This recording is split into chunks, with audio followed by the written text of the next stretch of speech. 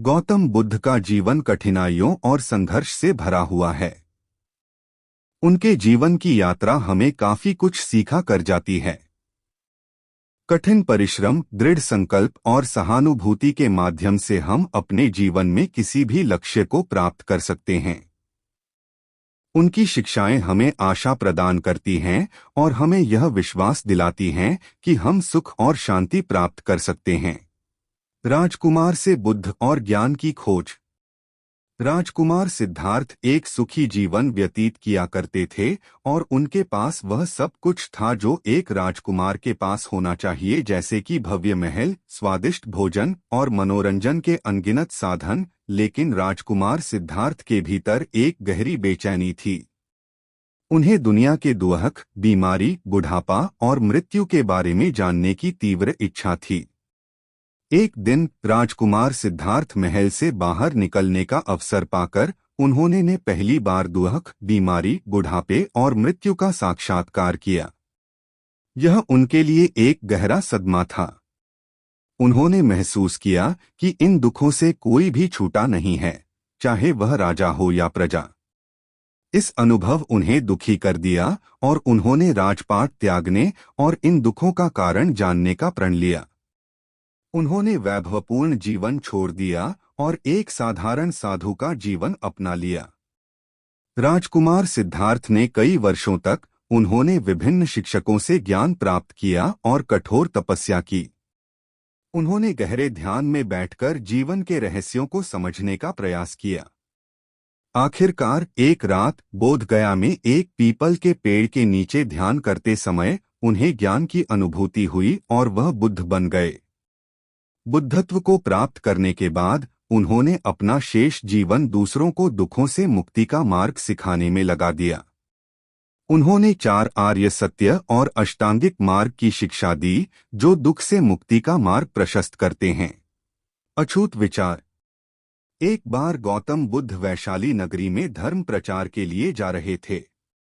जब वे नगरी के बीचों-बीच से गुजर रहे थे, तब उन्होंने देखा कि कुछ सैनिक एक लड़की का पीछा करे रहे हैं। तभी वह डरी हुई लड़की एक कुएं के पास जाकर खड़ी रह गई और वह हाँफ रही थी और प्यासी भी थी। तभी बुद्ध ने उस बालिका को अपने पास बुलाया और कहा कि वह कुएं से पानी निकाले और स्वयं भी पिए और उन्हें भी पिलाए। इतनी देर में वह सैनिक भी वहां पहुंच गए। बुद्ध ने उन्हें हाथ के संकेत से रुकने के लिए कहा। बुद्ध की बात सुनकर लड़की ने कहा, महाराज, मैं एक अछूत लड़की हूं और मेरे कुएं से पानी निकालने पर जल दूषित हो जाएगा। तभी बुद्ध ने उससे फिर कहा, बालिका, बहुत जोर की प्यास लगी है, पहले तुम पानी पिलाओ। तभी कुछ देर बाद वैशाली नगरी के राजा भी आ गए। फिर उन्होंने बुद्ध को नमन किया। बाद में सोने के बर्तन में केवड़े और गुलाब का सुगंधित पानी पीने के लिए दिया, पर गौतम बुद्ध ने उसे पीने से मना कर दिया। बुद्ध ने एक बार फिर बालिका से अपनी बात दोहराई। इस बार बालिका ने साहस के साथ कुएं से पानी निकाला और स्वयं भी पिया और गौतम बुद्ध को भी दिया। और पानी पीने के बाद बुद्ध ने बालिका से उसके भय का कारण पूछा। तब उस बालिका ने बताया, मुझे सयोंग से राजा के दरबार में गाने का अवसर मिला था और राजा ने मेरा गीत सुन मुझे अपनी गले की माला पुरस्कार स्वरूप दी। लेकिन उन्हें किसी ने बताया कि मैं एक अछूत लड़की हूं और यह जानते ही राजा ने मुझे अपने सैनिक को मुझे जेल में डालने के लिए बोल दिया। मैं किसी तरह उन सैनिकों से बचकर यहाँ तक पहुँच गई और आप मिल गए। इस पर बुद्ध ने कहा कि सुनो राजन, मैं चाहता हूं कि आप मेरी इस शब्द को हमेशा याद रखें। कोई भी मनुष्य की पहचान उसके धर्म और जाति से नहीं, बल्कि उसके स्वभाव या उसके अच्छे काम से होती है। जिस बालिका के मधुर कंठ से निकले मधुर गीत का आपने आनंद उठाया, उसे पुरस्कार दिया, और जिसके कार्य इतने अच्छे हों वह अछूत हो नहीं सकती। और उस बालिका के साथ नीची सोच और छोटे कार्य करके अछूत होने का परिचय तो आपने दिया है। इसीलिए मेरे नजरों में यह बालिका नहीं बल्कि आप अछूत है। तभी राजा बुद्ध के सामने शर्मिंदा होने के अलावा और कर भी क्या सकते हैं। उन्होंने बुद्ध से क्षमा मांगी और वह से चले गए। शिष्य की कहानी। गौतम बुद्ध के मठ का यह नियम था कि उनका कोई शिष्य जब भी कभी बुद्धत्व को प्राप्त कर लेता तब उसे कहा जाता कि एक दिशा में चले जाओ और आसपास के जो लोग हैं उनका ज्ञान वर्धन, उनकी जो आत्मा और चेतना जागृत करने का प्रयास करो और उनको सद्मार्ग पर लाना है। उनका एक शिष्य था जो 6 साल से मठ में रह रहा था और तपस्या कर रहा था। एक दिन वह परेशान हुआ और सोचने लगा कि मेरे गुरुदेव ने मुझे आदेश क्यों नहीं दिया। इसी बात पर नाराज होकर वह गौतम बुद्ध के पास गया और कहने लगा कि मेरी तपस्या में ऐसी क्या कमी रह गई?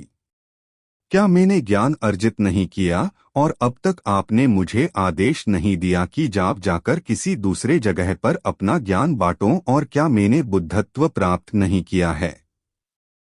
तभी गौतम बुद्ध ने शिष्य से कहा, सुनो, तुम्हें थोड़ा और समय लगेगा, यही समय बिताओ। यह बात सुनकर वह शिष्य चिढ़ गया और कहने लग गया कि गुरुदेव, आपके ज्ञान में कमी रह गई और आप मुझे ज्ञान नहीं दे पाए। गौतम बुद्ध को लगा कि ये समझेगा नहीं और कहा, ठीक है, कल सुबह पूर्व दिशा में एक गांव है, वह जाना और वहां से भिक्षा लेकर आना और अपना पूरा दिन वही बिताना और कोशिश करना कि वहां के लोगों को थोड़ा सा ज्ञान बांटना और आकर मुझे बताना कि अनुभव कैसा रहा। वह शिष्य बड़ा खुश हुआ और उसको लगा कि अब तो बात बन गई, अब मुझे आदेश मिल गया, और वह दूसरे दिन सुबह पूर्व दिशा की उस गांव में चला गया और शाम में जब वापस आया तो हाथ में पट्टी बंधी थी और हाथ पैरों पर चोट निशान थे। ये देखकर गौतम बुद्ध ने उस शिष्य से पूछा कि ये क्या हाल कर लिया? तब उसने बताया कि आपने मुझे कैसे गांव में भेज दिया और वहां पर जब मैंने भिक्षा मांगी तो लोग मुझे डांटने लगे और भगाने लगे।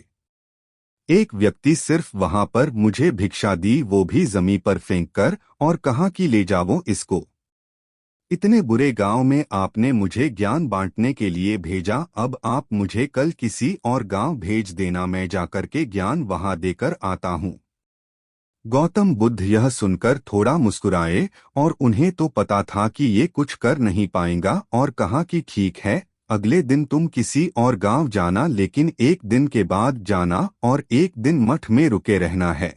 अब की बार गौतम बुद्ध ने अपने दूसरे शिष्य को उस गांव में भेजा जहां अपने उस शिष्य को भेजा था, और शाम में जब वह शिष्य वापस लौटा था तो उसकी भी हालत वही थी और हाथ पैरों में चोट लगी और पट्टी बंधी हुई थी।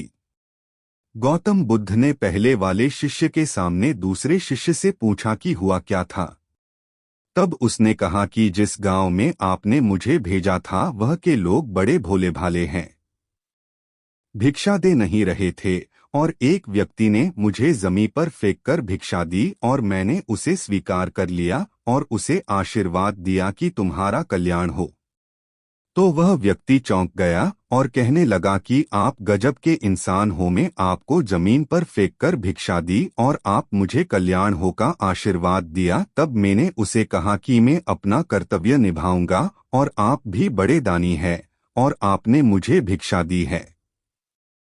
उसके बाद में जब वह से निकल रहा तब मैंने देखा कि एक बच्चा बीमार था और मैं जंगल में गया तब वहां से जड़ी बूटी लाने, और जब मैं लौट रहा था तब कुछ लोगों ने मुझे पकड़ लिया और पूछने लगे कि यह जड़ी बूटी कहाँ लेकर जा रहा हूँ। तब मैंने उनसे निवेदन किया कि मुझे छोड़ दो, एक बीमार छोटे बच्चे की मदद करनी है, और तब उन्होंने मुझे छोड़ दिया।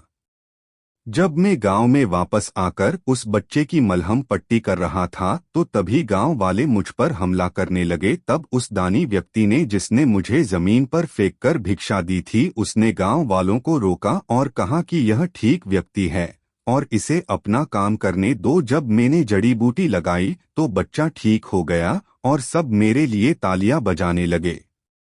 सभी गांव वाले कहने लगे कि कल फिर आएगा गुरुदेव, मुझे कल फिर उस गांव में भेजिएगा, क्योंकि वह बड़े ही भोले लोग हैं, समझते नहीं है, बस प्यार बहुत है, और अब की बार कोशिश करूंगा कि थोड़ा प्यार और उनके पास पहुंचाने का और ज्ञान उन तक पहुंचाने का। वो सब ज्ञानी तो, लेकिन बस जब अनजान व्यक्ति से बात करने में डरते हैं।